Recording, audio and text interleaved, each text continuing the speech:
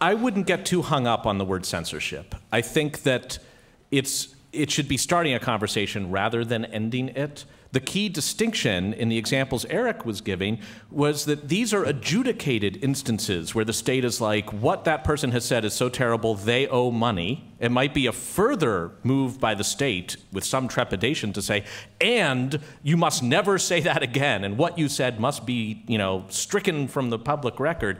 That should be done very rarely and after a lot of process. What's happening here in a right to be forgotten implemented online is exactly the opposite, and in that sense, it's very different from the examples you're coming up with. The fact, too, that it's only coming out of Google's index rather than the root thing being taken down, I would just see that as part of the paradox. If the thing is okay enough to stay up, it's not so bad that it needs to come down. It's like saying the book can stay in the library, we just have to set fire to the card catalog. Like, go to town, enjoy the stacks. To use an example from the 90s that you might relate to. Would one of you that just seems Borgesian. I would want to let one of you address that metaphor. The audience connected with that.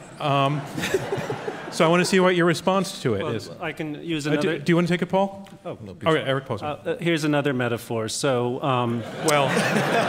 first, it has to be a direct response metaphor, or you have to directly respond to their. Okay. So the point they're making is it's not censorship of the source material. It's still there. You could go find it if you dig enough. That it's actually it's actually there. You just have to rearrange the letters. I agree with Jonathan. I agree with Jonathan that the word censorship is not helpful here. What the right to be forgotten does is it raises the cost for strangers to find out information about you. It doesn't make it impossible. So if you turn out to be a famous, important person, become a politician, journalists, biographers can dig it out. It just makes it difficult. But that's the way things work. That's the way we secure our homes, for example. We don't make it impossible to break into our house. That would be far too expensive.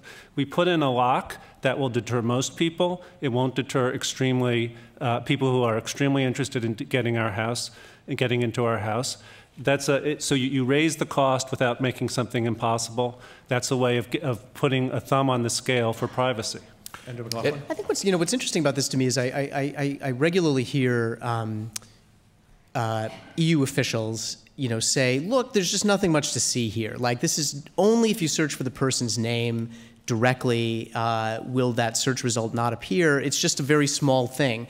And to me, that actually highlights the kind of moral bankruptcy of this whole thing, because they are essentially validating the notion that an individual, a dictator, a politician, a rich person, can secure the deletion of irrelevant information, whatever that means, in this one very narrow way. And believe me, I am confident that that principle will expand. There's no way that it's just going to be left limited to search engines accessible in the EU. I think what Andrew and Jonathan are doing here is they're pretending that everybody who makes use of this right is someone where there is some public interest to know actually what this person has been doing and what it is about. But that's not the case.